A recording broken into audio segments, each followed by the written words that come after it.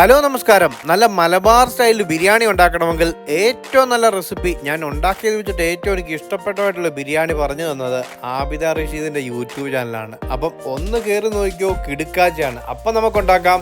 നല്ല നൈസായിട്ട് അരിഞ്ഞെടുത്ത സവാള അത് ഇതുപോലെ വറുത്ത് കോരിയും എടുക്കണം. പിന്നെ വേണ്ടത് നമ്മുടെ അണ്ടിപ്പരിപ്പും കിസ്മിസും കൂടെ ഇതുപോലെ തന്നെ മൊരിച്ചെടുക്കണം. ഇതെല്ലാം ഈ എണ്ണയിൽ തന്നെയാണ് കേട്ടോ.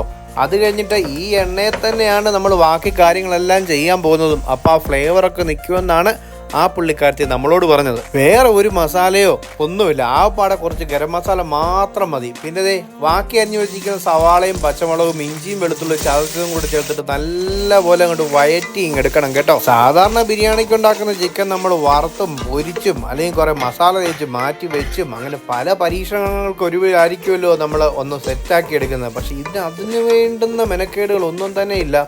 പക്ഷെ റിസൾട്ട് ഭയങ്കര ഗംഭീര ബിരിയാണി ആയിരിക്കും കേട്ടോ. അപ്പം അതൊന്ന് വന്നു കഴിയുമ്പോഴത്തേക്ക് അതിലേക്ക് ഡയറക്റ്റ് നമുക്ക് ആ ചിക്കൻ അങ്ങിട്ട് കൊടുക്കണേ. ചിക്കൻ ഒരു ബിരിയാണി കട്ടിന്റെ ആ ഒരു സ്റ്റൈലിൽ തന്നെ ഒന്ന് കട്ട് ചെയ്തെടുക്കാൻ ഓർക്കണം കേട്ടോ. അതിലേക്ക് ആവശ്യത്തിനുള്ള ഉപ്പും കൂടി ഇട്ടിട്ട് ഒന്ന് അടച്ചു വെച്ചിട്ട് ആ കളർ ഒന്ന് ചെറുതായിട്ടൊന്ന് മാറി വരുമ്പോൾ ആവശ്യത്തിനുള്ള തൈര്, ഞാനിവിടെ അരക്കപ്പ് തൈരാണ് ചേർത്തേക്കുന്നത്. സാധാരണ ഇറച്ചിക്കറി ഉണ്ടാക്കുമ്പോൾ ചേർക്കുന്ന മല്ലിപ്പൊടി, മഞ്ഞപ്പൊടി, മുളക് പൊടി ഒന്നും വേണ്ട. കുറച്ച് തക്കാളിയും ബാക്കി കുറച്ച് ഗരം മസാലയും ചേർത്തിട്ട്, ഗരം മസാല അതിൻ്റെ മണത്തിനനുസരിച്ചിട്ട് വേണം ചേർക്കാൻ കേട്ടോ. പിന്നെ നമ്മൾ പൊരിച്ചു വെച്ചിരിക്കുന്ന ആ സവാളയും കൂടെ ചേർത്തിട്ട് നല്ലപോലെ ഇളക്കി അവിടെ ലോ ഫ്ലെയിമിൽ അവിടെ ഇരുന്ന് വേവട്ടെ. ഒന്നും ചെയ്യാൻ പോകണ്ട കേട്ടോ. ചോറുണ്ടാക്കാനായിട്ട് വലിയൊരു പാത്രത്തിൽ ആവശ്യത്തിനുള്ള എണ്ണയും ആവശ്യത്തിനുള്ള നെയ്യും എടുത്ത് അതൊന്ന് ചൂടായി വന്നു കഴിയുമ്പോൾ അതിലേക്ക് സവാള അരിഞ്ഞതും പിന്നെ നമ്മുടെ സ്ഥിരം സംഭവങ്ങൾ കറുവപ്പട്ട, ഏലക്ക, ഗ്രാമ്പു, കരിയാമ്പു ഈ സാധനങ്ങളൊക്കെ ഒന്ന് ചേർത്തിട്ട് ഒന്ന് ചൂടായി വരുമ്പം ആവശ്യത്തിനുള്ള വെള്ളം ഒഴിച്ചു കൊടുത്ത്, വെള്ളം ഇവിടെ ചേർക്കുന്ന 1 ഗ്ലാസ് അരിക്ക് 1.5 ഗ്ലാസ് വെള്ളം കേട്ടോ.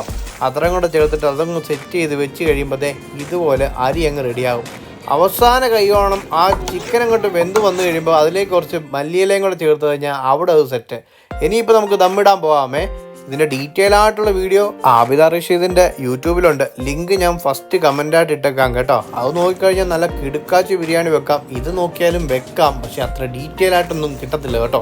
അപ്പോൾ റൈസൊക്കെ സെറ്റ് ചെയ്ത് മുകളിൽ നട്ട്സൊക്കെ വിതറി ഇതുപോലെ നമ്മൾ ദമ്മിട്ട് ഒരു 10-25 മിനിറ്റ് വളരെ ലോ ഫ്ലെയിമിൽ ഇട്ട് വെച്ച് കഴിഞ്ഞാൽ അത് ഇതുപോലത്തെ നല്ല കിടുക്കാച്ചി ബിരിയാണി നിങ്ങൾക്ക് കിട്ടും കേട്ടോ. ബിരിയാണി അങ്ങോട്ട് സെറ്റായി കഴിയുമ്പോൾ അതിൻ്റെ മണം കൊണ്ട് അടിച്ചു കയറുന്ന കേട്ടോ. ഇത് എവിടുന്ന് ഈ മണം വന്നേ നമ്മൾ ഓർത്തു പോകും. അതിനുവേണ്ടി ഒരു മസാല ഇതിനകത്ത് ചേർത്തിട്ടില്ല. മിക്സ് ആയി കഴിയുമ്പോൾ ഇതാ രൂപം. ഉറപ്പായിട്ടും ട്രൈ ചെയ്തോളൂ. Bye from streets and food.